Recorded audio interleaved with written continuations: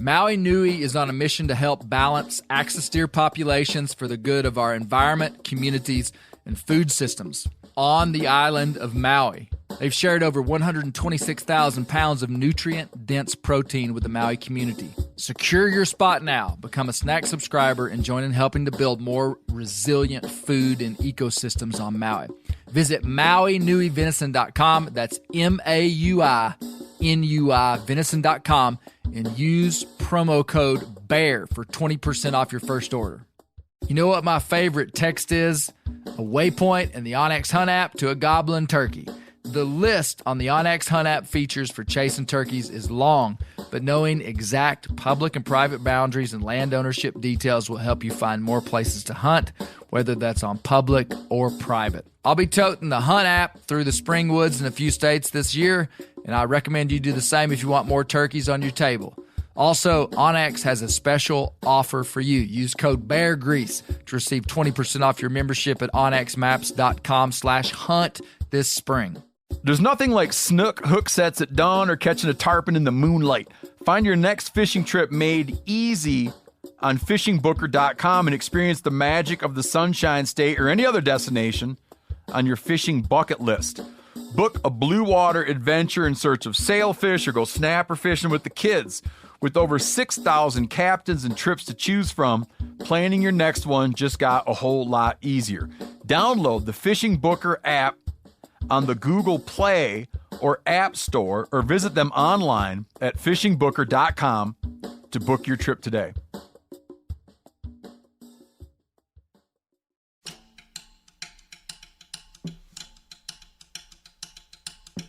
My best turkey hunting stories don't always feature the best calling or the ideal setup or even the desired outcome. They include moments like getting superpowers from electric shock. Okay, maybe that isn't all true, but this is my story and I believe I'll tell it how I want to. There must be DNA in humans coded to anticipate the spring. And it feels like some might even have DNA wired for telling turkey stories. The Northern Hemisphere's South Steppin' Waltz is a celebration to many types of folks, but to none more than the hunter of the wild turkey. The most noble spring indicator of the wild things that audibly speak is the gobble of the wild turkey, which by all measurable variables able to be assessed by humans, it's become vividly apparent this gobble is of higher rank than of all nature's declarative trumpets. But then again, maybe the turkey hunters are biased. This is episode 1 of the Bear Grease Turkey Stories series. We've gathered 6 storytellers from Tennessee, Mississippi, North Carolina, and Georgia. We've got a best-selling novelist, a TikTok celebrity, an undercover wildlife agent, a museum curator, a Mississippi gas company man, and a 92-year-old Appalachian mountain hunter. Turkey Stories just hit different in March, and I really doubt that you're going to want to miss this one. I don't know what it is about that bird that really sticks out in my mind. I guess it's more the friendship than the bird. It's a testament to that good medicine that is spending time in the outdoors.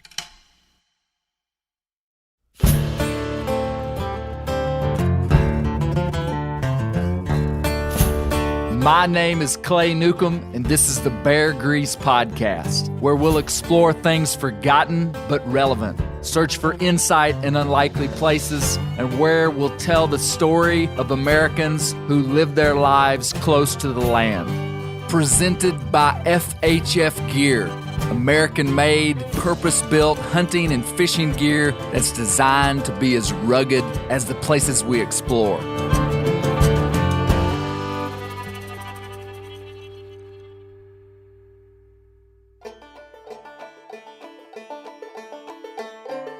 The story of the wild turkey in North America is one of ups and downs. Some of it natural, some of it man-induced. The time of your birth often determines your outlook on the bird as a resource, and it's the people that use them that have historically valued them the most. Native Americans use their meat, bones, and feathers in practical ways, but also sacralize the birds. Early Europeans found the place stacked with an estimated 10 million turkeys and used them as a plentiful, life-saving food source. but market hunting in the 1800s would almost extirpate them, wiping them from ecological memory, their numbers dwindling down to 30,000 birds continent-wide by the 1930s. But the modern conservation movement has helped restore them to around 7 million birds today. And they've even been introduced into areas in the western U.S. they never inhabited pre-European settlement. Modern turkey numbers in the east peaked in the late 1990s and early 2000s, right when I was growing up. However, in the last 20 years, turkey numbers have declined in many areas in the eastern United States. None more than in my home state of Arkansas. If there's one thing I've learned from my grandfather, Lewin Newcomb, who spent the last 35 years of his life lamenting the loss of the bobwhite quail, it's that it's not wise to put your hope and passion into a ground-nesting bird. But for some of us, it's a little too late. We love turkeys. Most of the wildlife stories in our times are positive, but of late, we've been in the valley of what we hope is a cycle. Turkey numbers are on the decline in many areas, but I think it's producing a generation of people that truly value the wild turkey. Scarcity, or even perceived scarcity, is producing appreciation and action for turkey and turkey habitat, maybe more than ever. Let's get to the stories. Our first storyteller is from Leland, Mississippi, and we're sitting in the Mississippi Wildlife Heritage Museum. Billy Johnson is as Mississippi as a cypress knee in muddy water. This story's about a bird he named the blue yodeler, but you'll see it's really about a man iconic in Billy's life, a riverman. I'm Billy Johnson, and I'm the director of the Mississippi Wildlife Heritage Museum in Leland, Mississippi. I started hunting on a place in the Mississippi River. It's on the Arkansas side of the river. And there was an old black man that had born on the island, lived on the island. His name was Clay Matthews, and he had a single shot, 12 gauge shotgun with about a 30-inch barrel. And he believed that when the hen got ready to do business with the gobbler, that she wasn't going to yelp but 4 times. And most of the time, people calling or yelp 5 times. That would be the sequence. But anyway, when I was a little kid, he'd tell me about, when you're deer hunting, you want to get behind a tree and look around it. But when you're turkey hunting, you got to get a tree wider than you are, and you sit facing the turkey and all. So anyway, as the years went by, I turkey hunted a good bit, but I got to where I liked to crappie fish a lot better. One year, we got 13 inches of rain in 3 days, and the lake came up 6 or 7 feet and ruined the crappie fishing. It's a lot of little places up in the hills of Mississippi that used to have a store and a post office and maybe at one point a school, and it just got down to where the towns just went away.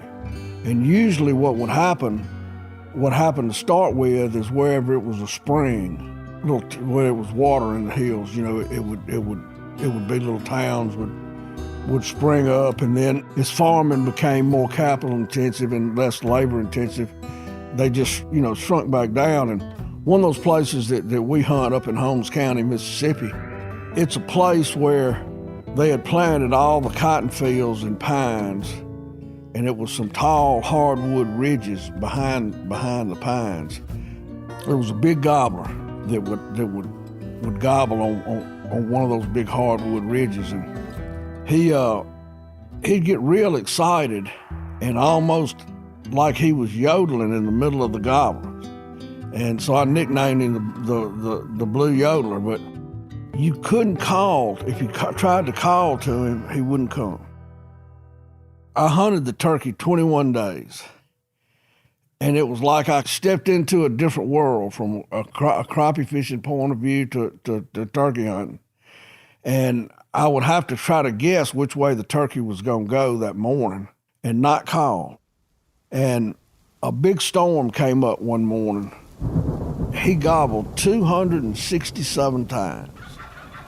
And finally, it was just a deluge. I'm talking about when I started walking out of the woods, my boots got full of water and, this and that. And I just didn't know how, when you got a 360-degree area in the woods and you trying to figure out which way that turkey's gonna walk that next morning.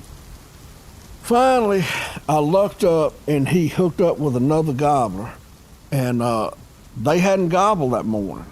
And so I started calling, and the other gobbler was answering and made a complete circle around me. And I didn't have that good a place to hide. And as they would gobble from a little bit farther around, I'd have to kind of try to ease around. And I finally saw the gobbler coming and killed it. And it was the big gobbler that I'd been hunting, for 21 days. And for the rest of that day until when I went to sleep, I was just on top of the world. And I woke up the next morning, time to go turkey hunting. And about 10 minutes after I woke up, it hit me that I didn't have that turkey to hunt anymore. And it was just like a complete loss of what to do about how to try to kill the turkey. Finally killing the turkey, and you're on cloud 9, and the next morning you realize that it's over. And it just complete, I don't know if it's disappointment, but just sad that it's ended. When a deer or a turkey or a big bass that you lose or whatever takes your mind over, completely takes your mind over, and all of your thoughts are about that. Where you thinking about it when you're awake and dreaming about it when you're asleep, and that's the way I was with that turkey. I think about that old black man Clay Matthews a lot. He was the last of those lamp lighters. They had floating lamps, kerosene lamps that marked the channel in the river. He would row out there and fill the lamps up with kerosene and this and that. And then there's another guy living on another island south there and north of there. They would have those little areas. But I often think about how simple his life was. He had a garden by his house and had 10 around the bottom and, fenced in where the deer, couldn't get in there. And he raised hogs and chickens and he hunted. He hunted squirrels and turkeys and, his wife fished. And they lived off of what the river and the island afforded them. He would always kill a couple of big gobblers the last week or two of the season, which would be like from the 20th of April to the 1st of May. He knew where some mulberry trees were. And those turkey would come, once the mulberries got ripe, and he knew just to set up in there around those trees. And he knew turkey hunting inside and out. And he was self-taught. One of my prized possessions, when we opened this wildlife museum in Leland, a guy that used to hunt with us on that island came in with a paper bag, and he said, "Here, I've had this long enough." And it was Clay Matthews' turkey call, box call. And whoever made that call had put it together, instead of gluing it together, had used those little cobbler tacks like somebody working in the shoe shop used. So, it's no telling where he got it or whatever, but after Clay died, he went in his house and found that old turkey call. So he died in the late 70s. So he lived on that island, his whole life. He was a whiskey maker, a real famous bootlegger up there named Perry Martin. And Clay made whiskey for Perry Martin. And it was just kind of the way of life on the river. I know Clay told me that before they had outboard motors, that the three most important things on the river was flour, tobacco, and whiskey.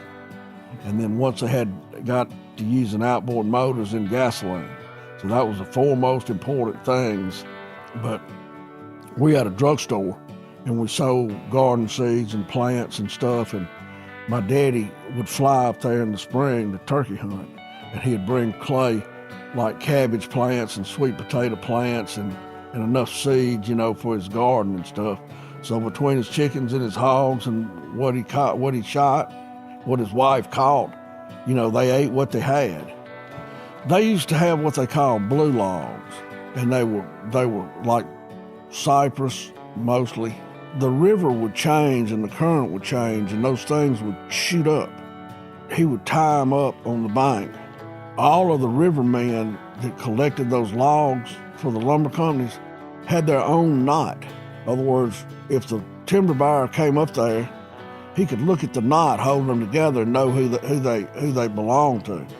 That was something that Clay did for money. And the other thing, he trapped bobcats.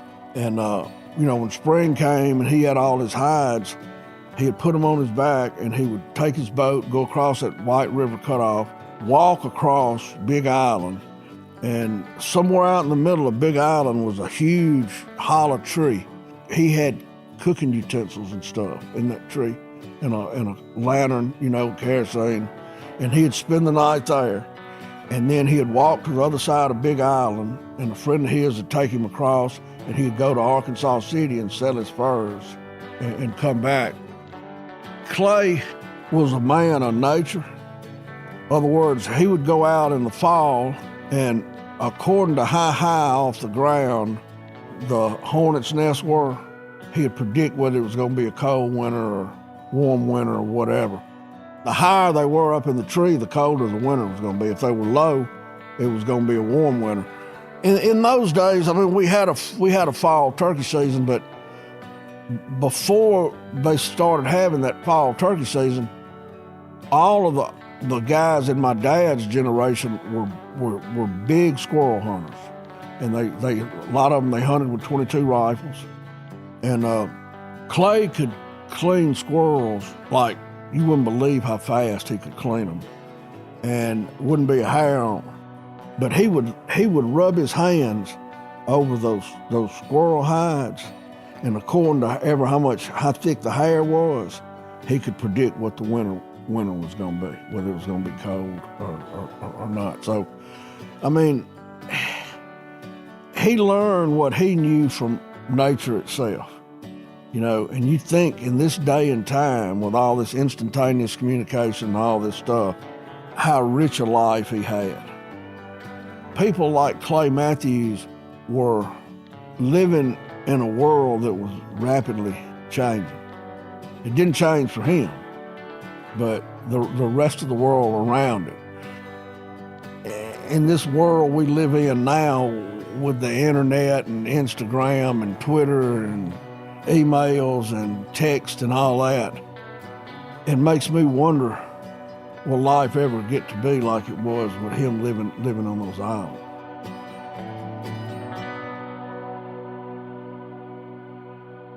It's clear that when Billy thinks about turkey hunting, it's filtered through the life of Clay Matthews. The story of the Blue Yodeler had nothing to do with the man, on the surface that is. It happened long after Clay had passed away. But still, Billy can't talk about him without talking about Clay. What an incredible life he lived. And Billy did a good job of describing how an individual animal at times can overtake you. As frustrating as it can be, the older I get, I realize how unique those times are. It makes me grateful. If you're near Leland, Mississippi, you're going to want to stop by the Mississippi Wildlife Heritage Museum. It's truly an incredible place that will impress you. Tell them that I sent you. I wish every state had one of these, and I wish every state had a Billy Johnson too. He's done an incredible job. Our next storyteller is named Jack Hall. He's from Tennessee. If there ever was a living turkey hunting legend, it's him. And it's not because he had a TV show, wrote a book, or got a turkey slam. In some ways, it's a shame to even introduce you to him in this way. I asked the man to tell me one of his favorite turkey stories. He really deserves more. Jack is 92 years old. I met him through my friend Russ Arthur, who we'll hear from at the end. Russ says that Jack was one of the original true mountain turkey hunters in East Tennessee. Jack ran Hall Chevrolet in Cleveland, Tennessee. He had the resources to travel and hunt in easier places, but he never did. He loved the mountains. Here's Jack with some history and a funny story.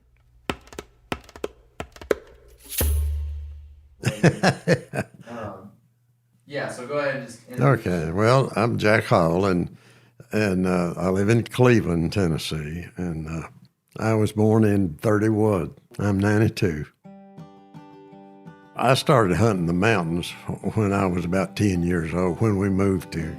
My dad was a big hunter, a fisherman, but when he hunted, we didn't have turkeys here when he was young. When I started hunting the mountains, it was squirrel hunting. That's all we did. We didn't have a turkey season back then.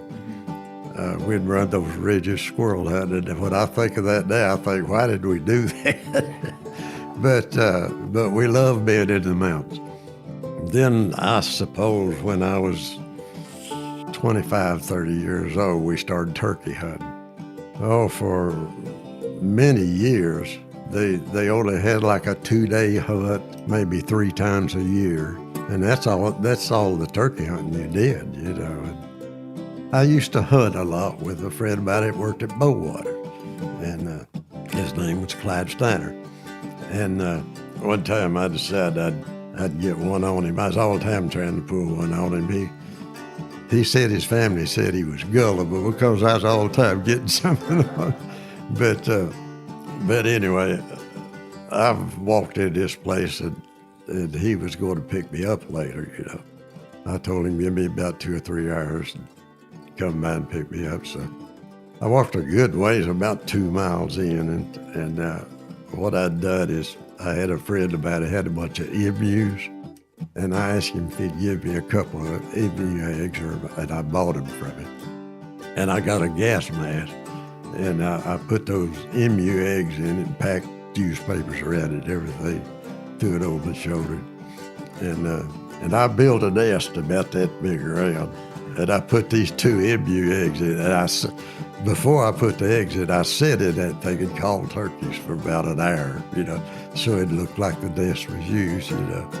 And then I put those 2 eggs in, and when I went out, I met him, and he said, "Did you do any good?" I said, "No, but you would not believe what I found."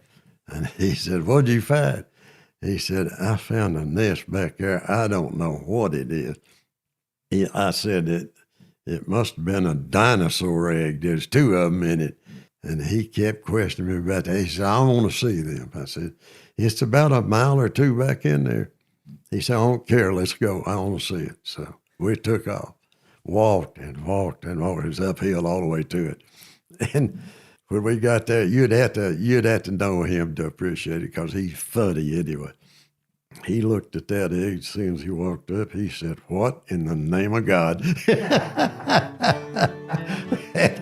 And I said, "I don't know. I've never seen anything like it." And I got down there and had a stick. And he said, "Don't move that thing." He said, "I don't believe that's an egg." He said, "I believe that's a bomb. I believe those are bombs." I said, "No, I don't believe they're bombs." Anyway, I had more fun with him out of doing that. We took him back to town, and he had a workshop. We took him out there, and he kept saying, "Don't touch those things." And I carried him. He said, "I still believe they're a bomb." I said, "Get me a drill." And he fussed about that, and I drilled it. He saw it was an egg. And I got to thinking later, I better tell him better that he was older than me. Thought he'd liable to have a heart attack. So I called him and told him. But that's when his family told him. I heard him on the telephone that night. Says, "I can't believe you always believe him." So you fessed up to it. Yeah, I was afraid he'd have a heart attack. Well, I can tell a lot of stories about killing turkeys, but I thought I'd tell one about That was good. But he just knew they were bombs, you know. I still would love to turkey hunt in the mountains, but legs just won't let me do it anymore. When's the last turkey you killed? It's been about 3 years ago, and I have no idea how many I've killed, but I'd always kill 1 or 2 a year, you know. But that's all you could kill. I've never traveled much and done any turkey hunting, just Ocoee. Jack Hall. What an incredible guy, and what a sense of humor. The old emu egg trick. And I hadn't even told you that Jack is an expert ballroom dancer, too.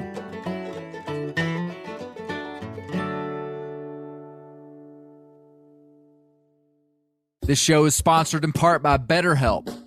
What's the first thing you'd do if you had an extra hour in your day? A lot of us spend our lives wishing we had more time. The question is, time for what? If time was unlimited, how would you use it? The best way to squeeze that special thing into your schedule is to know what's important to you and make it a priority.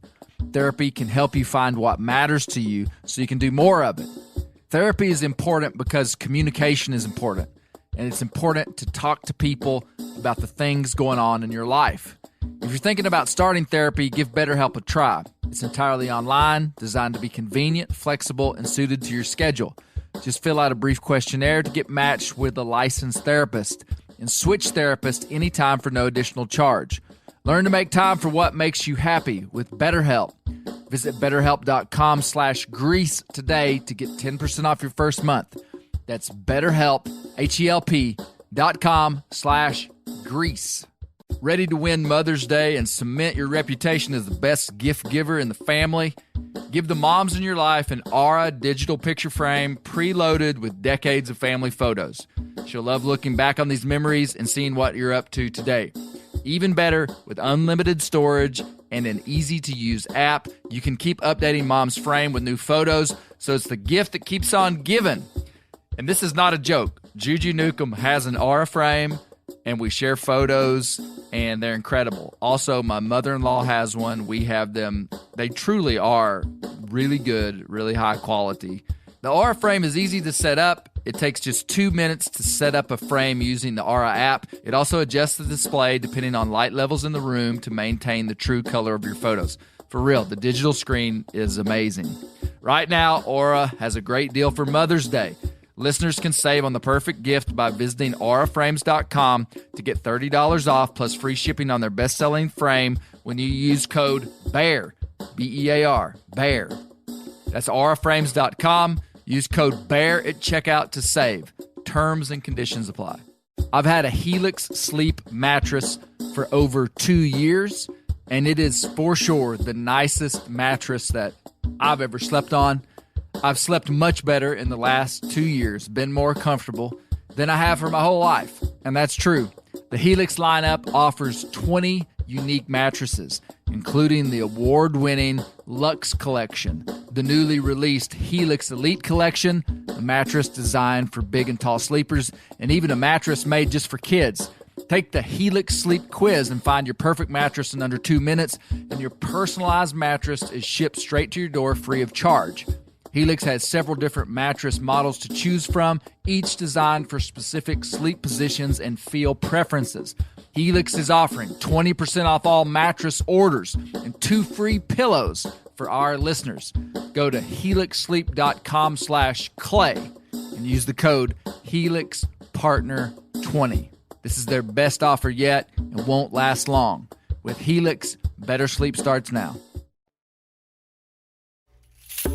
Well, I hate to turn the table too quickly and disorient you, but our next storyteller is about 6.5 decades younger than Jack. Macy Watkins is from Gordon, Georgia. She's an artist, a hunter, and a fly fisherman. I think you'll enjoy her story about gaining superpowers from a hunt. And, yep, Macy is our resident turkey hunting TikToker.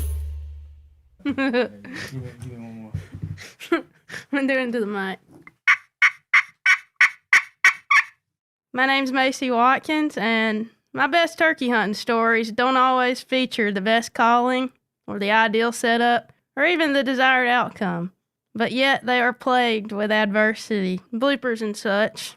They're always colorful, never dull, and sometimes victorious. They include moments like getting superpowers from electric shock. Okay, maybe that isn't all true, but this is my story, and I believe I'll tell it how I want to. More on that later. So I had a pretty rough season in Tennessee. Was bound and determined to kill a bird there. Entered a tournament, did some other hunting in Tennessee, and just came up with no luck. Hunted multiple locations, just came up short. It's like it wasn't meant to be. Until the divine appointment of I met Slade, and we got to turkey hunt and doubled up, and that was our first date. So that was the beginning. Finally got one in Tennessee. So after that, I went back to Georgia. Slade calls and says, let's go back to Tennessee. I have somewhere we can hunt. So I said, all right, I'm spontaneous. So I picked up, went back to Alabama, and we drove back up to Tennessee. Hunted with our friend Tyler Sanders. So us three deep in the woods. Slade kills his bird very quickly.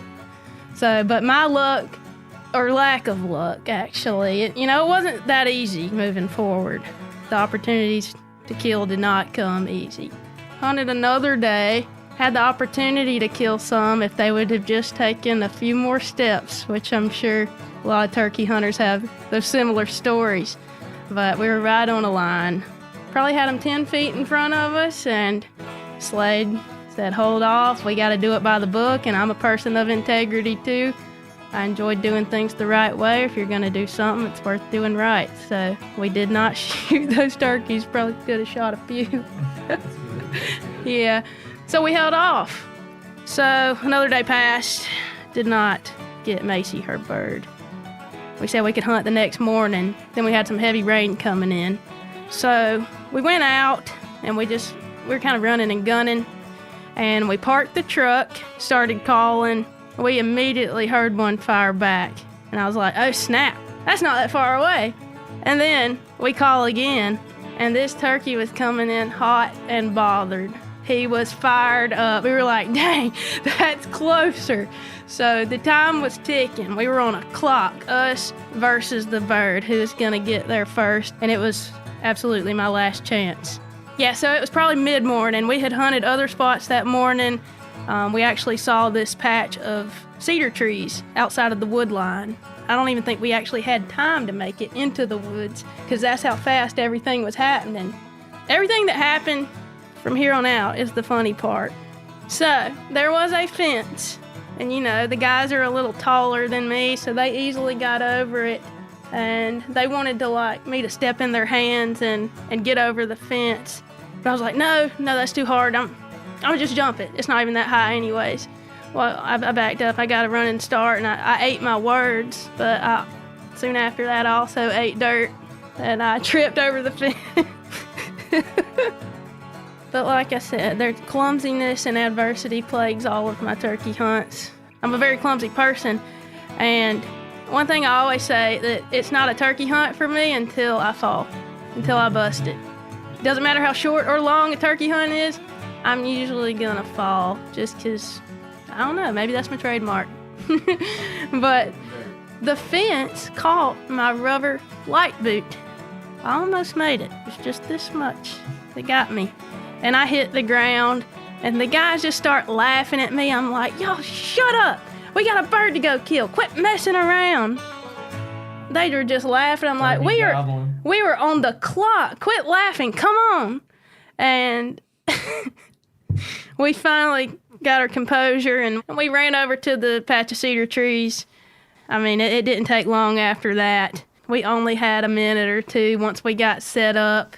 Then we just finished the deal. The bird came in, and just if I had one word to describe how that turkey looked, it was haggard. He was just rode hard and put up wet. And actually he was wet, because it had started raining pretty good at that point.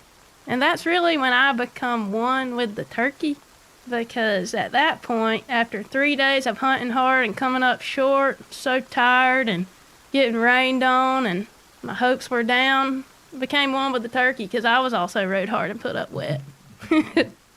So he came in, I guess he was like, so where's this hen I was hearing? And just oblivious to us, they're hiding, and I pulled the trigger, I got it done. We had some high fives, and when I say I absolutely dirt rolled him, I did. We were on a decline, so made a successful shot, rolled down the hill a little bit, and we were pretty hyped up. It was awesome. What do you do when you kill a turkey?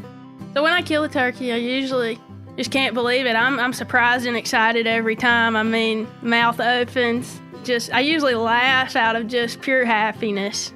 There's just such joy in it, especially when there's so much adversity, so many things that might go wrong, coming up short in Tennessee with all my hunts there. It just makes the moment sweeter. Lots of high fives, hugs, picking people up, yelling at the same time, I'd say. So Macy finally got her bird. It's an amazing moment. And then we headed out of the woods. Had my bird over my shoulder. But what stood in the way of getting back to the truck was that dang fence. And the guys got over it. And this is a fence that we had permission to hop, by the way. I just want to point that out. So I got to the fence. And I'm like, well, that fence ain't hot. I already touched it when I fell over it. But I made one step over it with my turkey, and I'll be dang if it didn't shock me. And I screamed so loud, and Slade was in the truck laughing so hard. Tyler, who was trying to help me over, was laughing. And you know, like when people laugh at you, but they're laughing a little harder than you're laughing. So I was a little embarrassed. But anyways, I really feel like that day I gained superpowers. Some kind of turkey hunting superpowers from my electric voltage that I got shocked with. And the thing is, that's not a lie, because that was my last bird of the season last year. So time will tell. If you see me out there on a dadgum killing spree, just having a record year this year, you'll know Macy's got something that the rest of us don't have, and that's because I gained superpowers that day. This story ends in a trout stream in North Carolina. So later that week, I went back home, and I love trout fishing. That's my other passion, turkey hunting and trout fishing, or what I was put on earth to do. I tied a bunch of flies that week, and I took a bunch of feathers from my turkey and tied some pheasant tail nymphs, which I affectionately call my turkey tail nymphs. We do a bunch of Euro nymphing in North Georgia in the streams. And if you look at my page, you'll see that I catch the occasional giant trout, because I do have access to a few trophy streams, but my passion is going way up in the mountains, way past cell service, and catching wild rainbows, brook trout, which are native to our area, and brown trout. So I almost got my Cherokee Slam. That's where I was fishing in Cherokee, North Carolina, not far from my house. I caught every fish that day on flies that I had tied with my Tennessee bird, which is just an all-encompassing, full-circle moment. And I feel like turkey hunting makes me a well-rounded outdoorsman, but also a resourceful and more appreciative angler. Thank you, Miss Macy, for the story. And we'll see if those big talking superpower predictions come true. It's go time and showtime in the spring woods right now. I'll be paying attention, and I'll be rooting for you. Be prepared to be disoriented even yet again as we move across the state line to the great state of North Carolina to our next storyteller.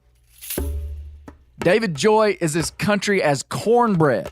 And if you lined up 10 people and were asked to guess which one was an award-winning novelist who just got off a European book tour, I bet you wouldn't pick him. But you'd be wrong if you didn't. You might have predicted that he was a ridge-running Southern Appalachian turkey hunter by the length of his legs. He's a tall fella and a bona fide turkey hunter. Here's David's story, and it involves a man getting shot. So I guess one of the things that I like most about turkey hunting is that you have the potential to develop like a partnership with another person that you're hunting with, and in some ways that differs from other pursuits in the outdoors. So, especially like whitetail hunting or something where you're, spending a lot of time in a tree by yourself.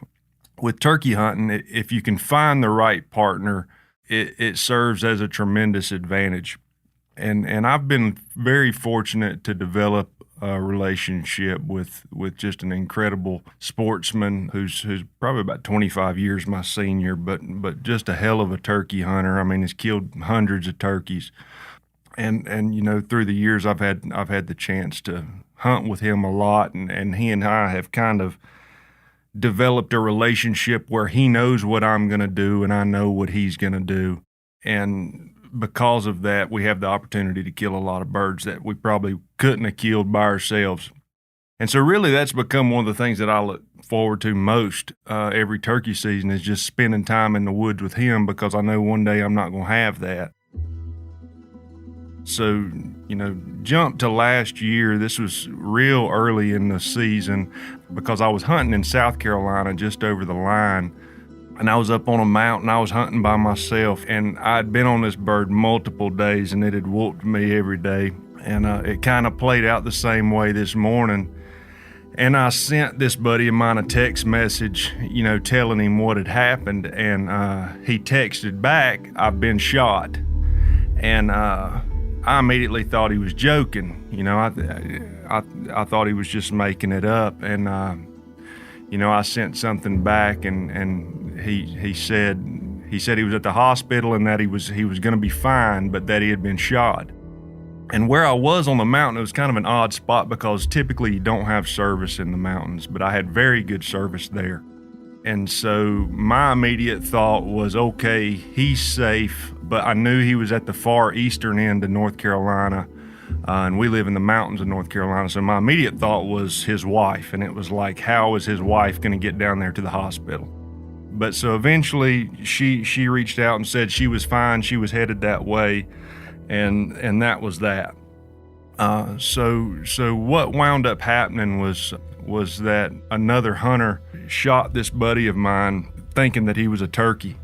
And he had just enough time to kind of roll on his side so that he took the majority of the shot into his ribs and his shoulder.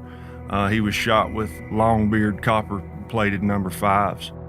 And somehow or another, just by the grace of God, none of it got him in the head. And thank God they were shooting, copper-plated lead instead of tungsten, because I think it would have been a different story. I think he'd be dead. So he immediately, is at the hospital. They're working to get the shot out of him. They put him on antibiotics. He comes home pretty much that next day. But within a week, there was a secondary infection that started that luckily another doctor caught.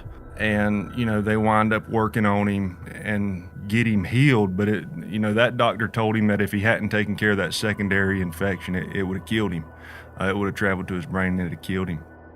So all of this is going on, and turkey hunting is kind of out the window, and I'm devastated for him, but I'm thankful that he's alive. And so my turkey season last year was real funny, but I decided I was going to hunt with an old Winchester Model 12 because that's what he always hunted with. So I hunted all season with an old nickel steel 1928 Winchester Model 12 20 gauge. So time goes on and through the month of April, and I'm, men are not wont to share their feelings, so it was always hard to try and, feel him out on where he was mentally. And so I spent a lot of time talking to his wife, and she kept saying he needs to get back in the woods. And I thought she was right, but at the same time, that's not one of them things you can pressure somebody to do. He had just been shot, and thank God, didn't die, but that's an incredibly traumatic experience that was obviously going to linger pretty heavy. And so it was this delicate balancing act of not wanting to push him, but also knowing that where he needed to be was in the turkey woods. And so we started having those conversations, and I just kept telling him, that if it made him more comfortable, I wouldn't carry a gun. We'll just go in the woods together. And he didn't really want to do that. And I'd almost given up on asking him. And out of the blue, he sends me this message one evening, and he said, "I've got a bird pinned down." And I said, "Well, let's go chase him." He said, "Well, meet me at the house the next morning." And so I did. And we rode out through the mountains. It was the first day we hunted, together last season. we head out this ridge, to try and hear if this bird is roosted where he thinks it'll be. And we get out there, and sure enough, that bird starts hammering across the valley before daylight. And, I know that it's on. I know, Raymond's got him pinned down, and I know for a fact he's going to know the landscape and know the moves we need to make to get on him. So it's super, super steep, and we just drop off the side of this mountain through a bunch of laurels and rhodo and get down into the bottom along this field, and the birds are roosted at the bottom of that field. And we kind of make a plan on what we're going to do.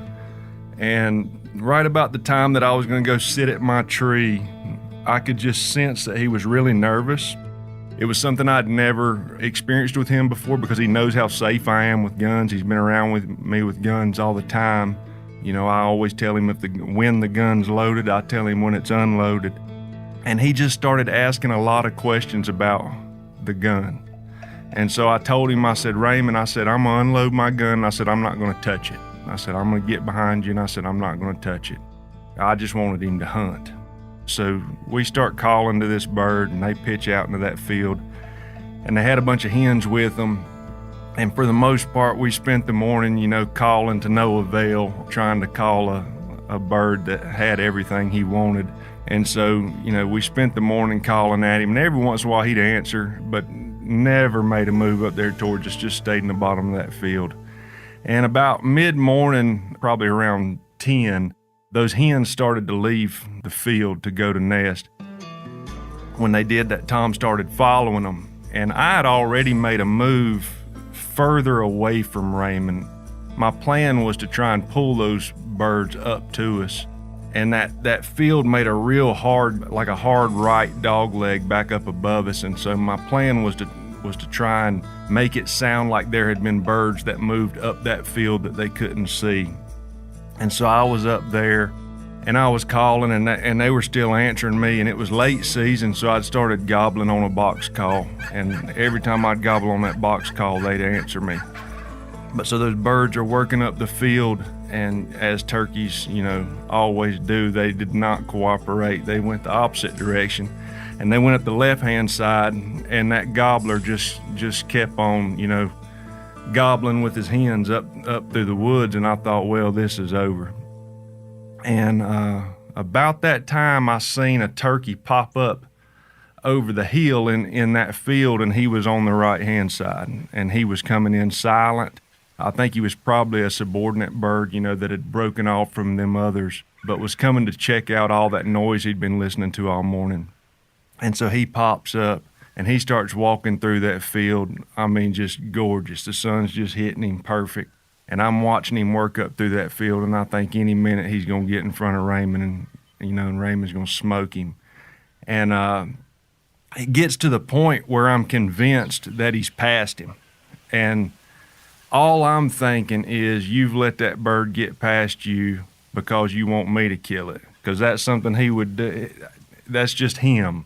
He's always thinking of others before he's thinking of himself. So I'm thinking, you idiot, man, you've let this bird get by you, and now we've got to hope it gets all the way up here to me. And right about the time that thought is settling in my mind, I don't hear Raymond, but I know he must have called, because that bird threw his head up and he just walloped him out there in that field. And I don't know what it is about that bird that really sticks out in my mind. I guess it's more the friendship than the bird. And I think it's just a testament to, what the outdoors and what the sporting life means to people who can't live without it. It's a testament to that good medicine that is spending time in the outdoors.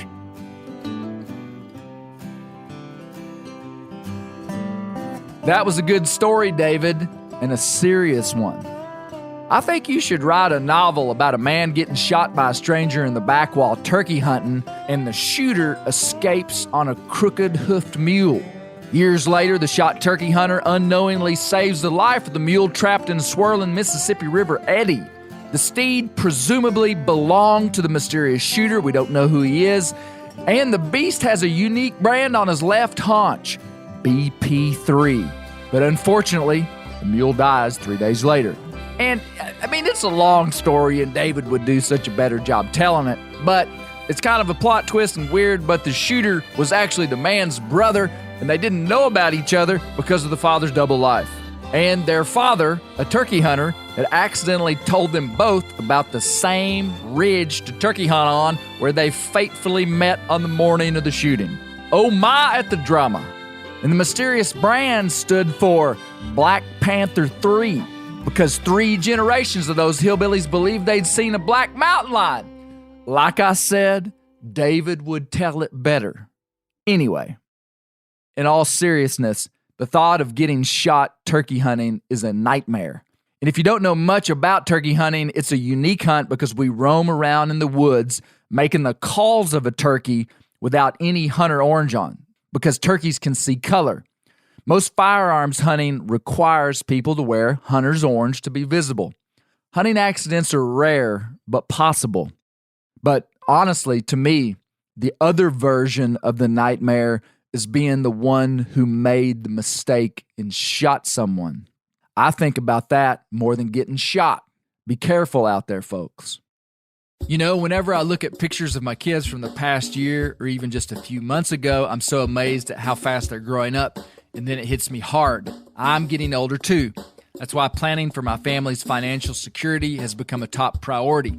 Making sure we're prepared and having enough life insurance in case something unexpected happens and I'm out of the picture is crucial. And Fabric by Gerber Life makes it simple to get the protection that's right for your family. Fabric by Gerber Life was designed by parents and for parents to help you get a high-quality, surprisingly affordable term life insurance policy in less than 10 minutes. You could go from start to covered in less than 10 minutes with no health exam required. There's no risk to apply.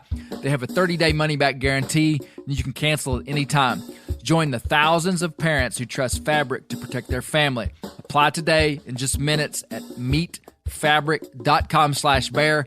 That's MEET fabric.com/bear. Meetfabric.com/bear. Policies issued by Western Southern Life Assurance Company, not available in certain states.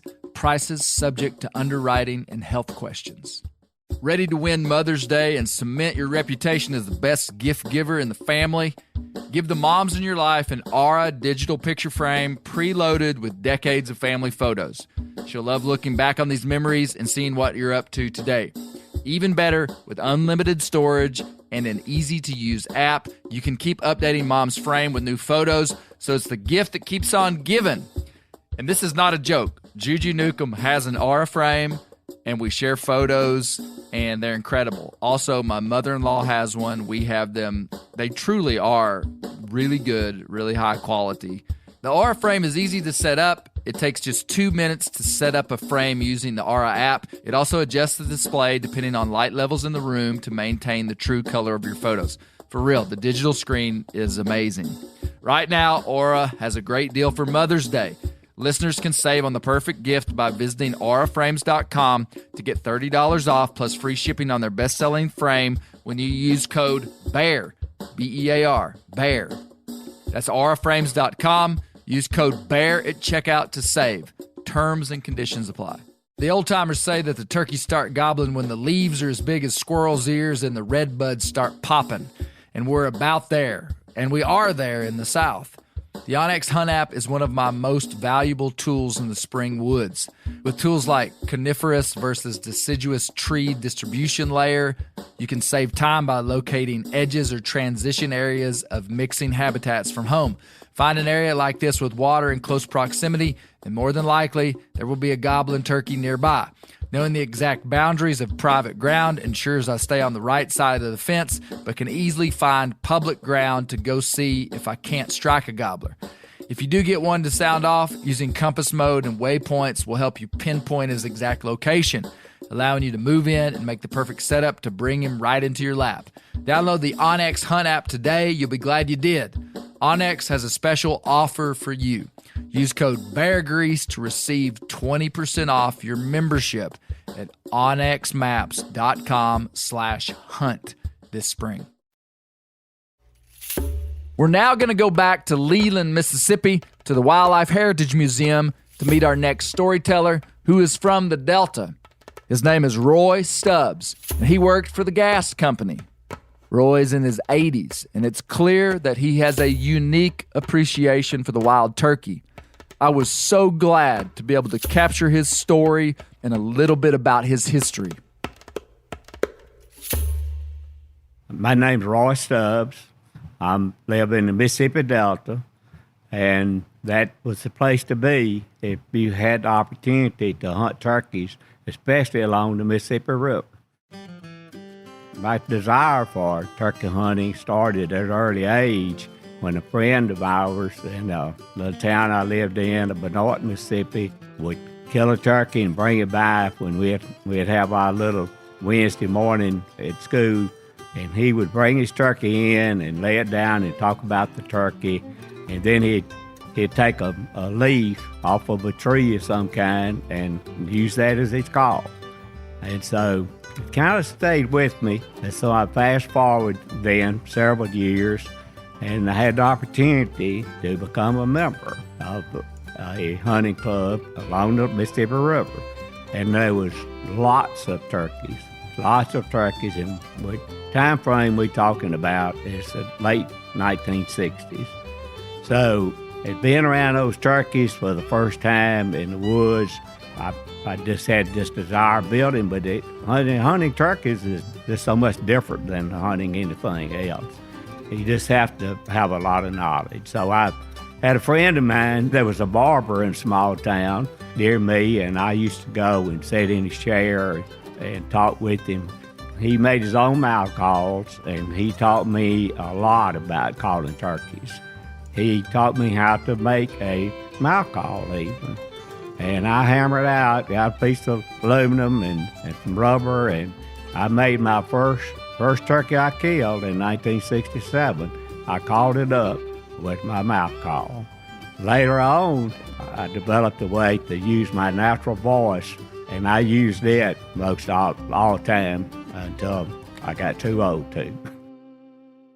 Turkey hunters have a bond all across the country that's it's just a part of hunters and camaraderie, the love we all have for each other and for the sport itself. The turkey is a magnificent bird, and it's not to be taken lightly that when you make a kill, to thank the Lord for letting you have this opportunity in His creation. So in 1984, I lived in Greenville, Mississippi, which is right on the Mississippi River. My club I hunted on was just a few minutes north of town. And so started the season off and had a turkey that just caught my attention right away. The mainline levee, if you've never been there, runs from Memphis to Vicksburg. There's dikes on it. We call dikes that are run, and they're there to control the water flow as it flows on toward the Gulf. And so we travel on these dikes. They have a road on top of them, and you can drive down through your woods, and a lot of them go all the way to the bank of the Mississippi. So we ride down them and stop and call, and the turkey answer, we get a hunt on. So this particular year started off with this turkey, and I noticed the first few times I'd drive down there, he would gobble. So I said, okay, I know where you are. I know how to get you. Well, that started my season-long turkey hunt. So I would go out and call that turkey, and he would gobble. And so we would get in, I'd move, he'd move, and literally, I would go every day and hunt that turkey. With my job that I had at that time, I'd get all my men working, and I'd sneak off, get in my truck and drive up there and call him, and he'd answer me, and I'd go hunting. So we did this, day in and day out, as the weather permitted, and Sundays off mostly. Well, we came down, it was going to be the last day of turkey season. Well, unfortunately, on the last day of turkey season, my wife had us a social event to go to. Well, I thought I had her trained, but she slept through on me. And so I'm thinking about my turkey. I got one last chance to get him. And so I had many encounters through the year. I'm crawling up on snakes. I had deer walk up to me, check and see what I'm doing. I mean, coons, possums, armadillos, because I did a lot of belly crawling through that year trying to crawl up on this turkey. He was smart, and he was really fun to hunt. And it was just calling experience and learning experience that I'll never forget. So the last days, and so I get there about the middle of the afternoon, and I start my hunt. I got a plan.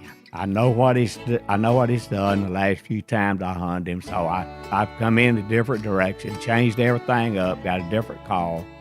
But I was gonna have to do my crawling. So I eased up and kept going, and he kept coming a little bit. Finally, I had him in range. I guess one of my disadvantages was I was laying down, and it's hard to shoot a gun holding it up besides the turkey head.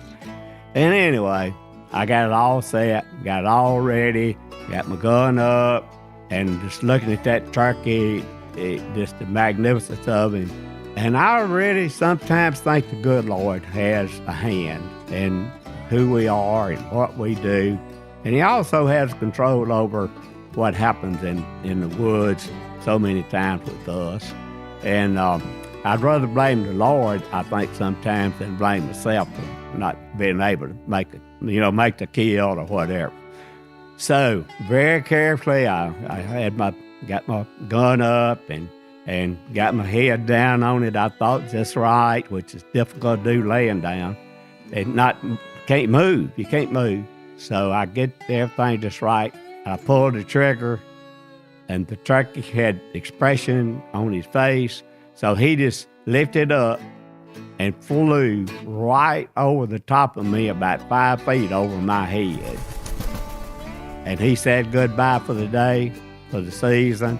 And I got up and I said, tipped my hat to him, and I said, thank you for a great season. And I think that turkey today, he's in turkey heaven, I know.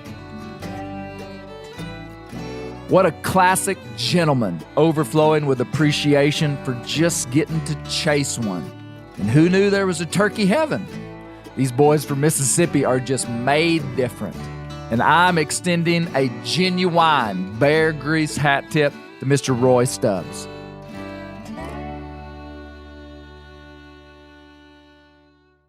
Our final storyteller is Russ Arthur from Cleveland, Tennessee.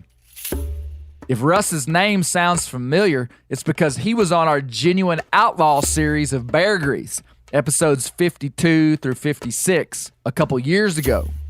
Russ was the undercover agent who hunted with Louis Dale Edwards in western Arkansas in the 1990s. Louis Dale said Russ was the best turkey caller he'd ever heard.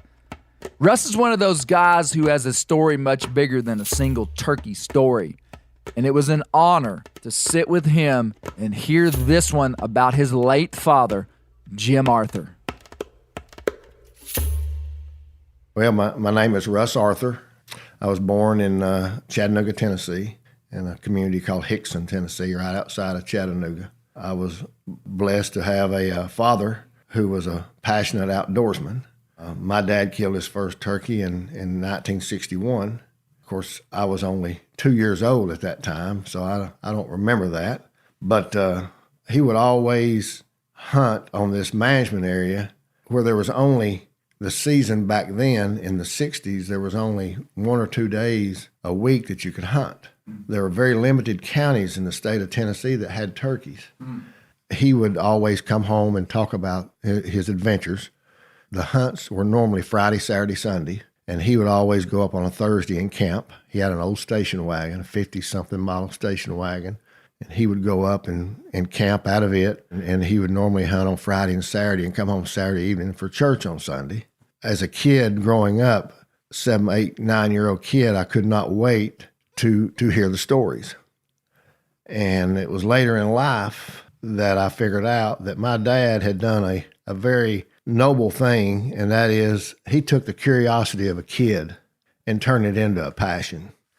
Because he would give me just enough information about what he was doing, where it was at, and I had this mystical place in my mind that I wasn't old enough to go to yet. And he didn't drag me along as a 6-year-old or a 7-year-old or an 8-year-old.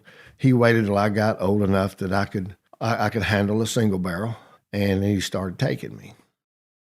So I had this passion through my dad, and one of my favorite turkey hunting stories will have to go back to, and this is, if I get emotional, I'm sorry.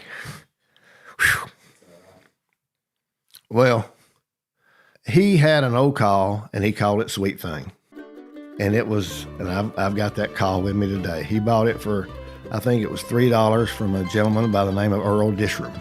As a 10, 11, 12, 13-year-old kid, I had heard all these names, the Earl Dishram, the Bobby Card, the Jack Halls, the Charlie Elliots, the Gene Denton, the Dan Laymans, the Glenn Honeycutts. These were all people's names that were these true turkey hunters. And I was kind of like a little kid that was hearing about a gunfighter. You know, these were legends. You know, when I first started getting to come and stay at camp, I would meet all these guys. And we had a place in the mountains that he had taken me to the year before, and we had heard a few turkeys. And I was 13 this particular year, and I was carrying a single barrel 20 gauge. And he said, "Son, I'm gonna take you on this ridge." And there was an old trail. He called it the Indian Trail. And it was just a hunter trail. Nothing that's marked on a map. And he took me up there when I was 13, and he set me in a gap, and he said, "You stay here. I'm gonna go on out the Indian Trail. And after about 2 hours, if you hadn't heard anything, come on out the trail. I will either be on the trail, or I'll put a rock in the middle of the trail and draw you an arrow with a rock telling you which direction I went, and you wait right there." Well, that was our way of communicating. So I'll admit, I'm 13, I'm sitting there, I cannot wait for it to get daylight. And I thought it would never get daylight, and I never heard anything. Now I'm going to have to back up again. The only call that he bought me, what was called a Lynch Jet turkey call. I still got it today. In my opinion, it was a terrible call. It was a very small slate call, inset in wood, and had a burnt wooden peg. And it was good for a cluck or a purr, but that was about it. So an hour after daylight, I couldn't stand it. I needed to go find Daddy. I was ready for some action.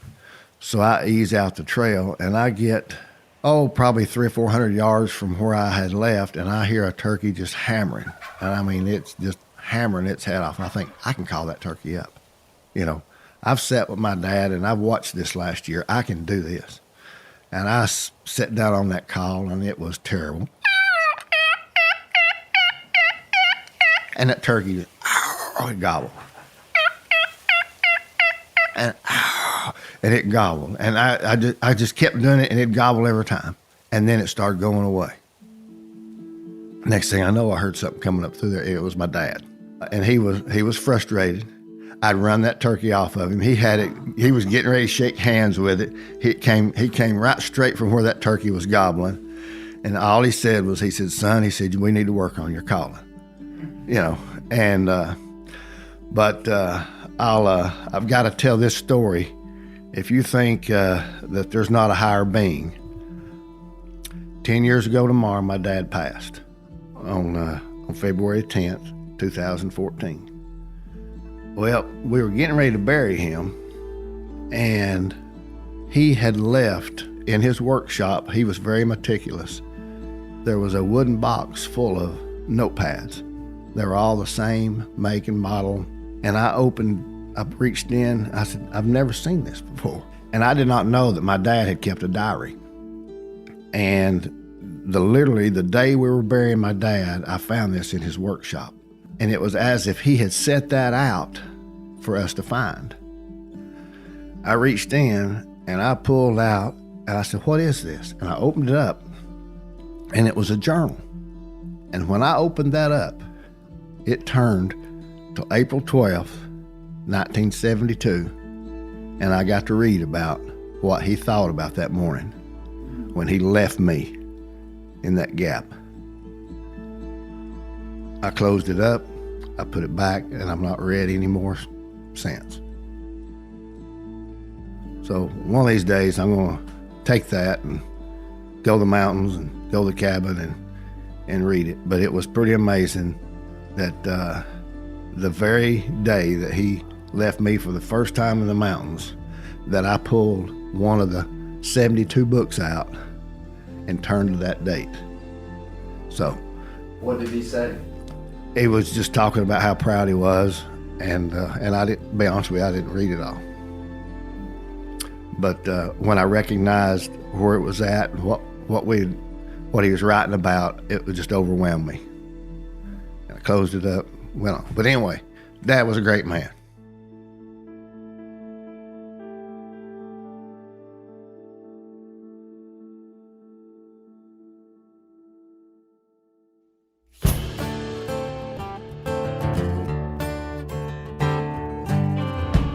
What an incredible story, and man. Jim Arthur was the first chapter president of the Chattanooga National Wild Turkey Federation chapter. And in 2003, he was inducted into the Tennessee Turkey Hunters Hall of Fame. Russ said there was a time when the state was trapping turkeys out of areas where Jim hunted, and many people were mad about it. But around the campfire, Jim would advocate to his peers that this was a short-term sacrifice for a long-term gain.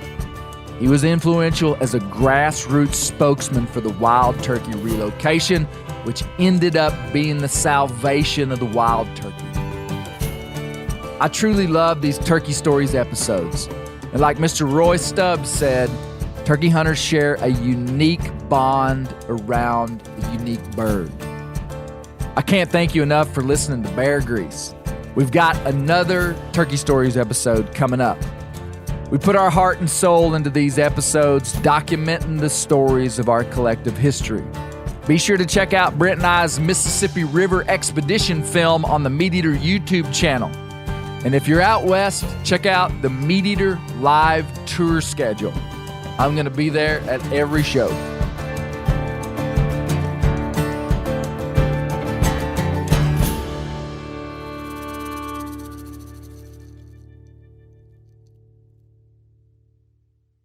Maui Nui is on a mission to help balance axis deer populations for the good of our environment, communities, and food systems on the island of Maui. They've shared over 126,000 pounds of nutrient-dense protein with the Maui community. Secure your spot now. Become a snack subscriber and join in helping to build more resilient food and ecosystems on Maui.